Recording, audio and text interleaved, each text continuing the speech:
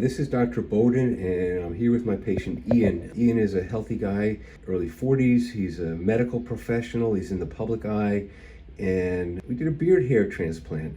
It's been fantastic. I came in 2 years ago at this point, and I just was never able to fully grow a beard because I had very patchy cheek areas.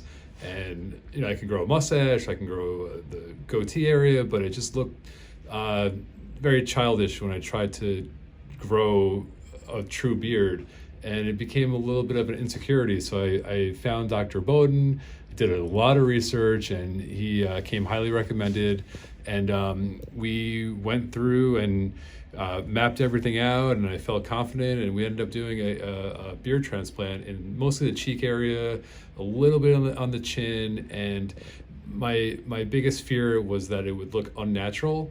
But let me tell you, at this point, no one would ever know that I've ever had a beard transplant. It just looks completely natural, and I couldn't be happier. And my confidence is through the roof, and it just feels like I've always had the hair there. And I would, highly recommend Dr. Bowen. He's a consummate professional, and he does great work.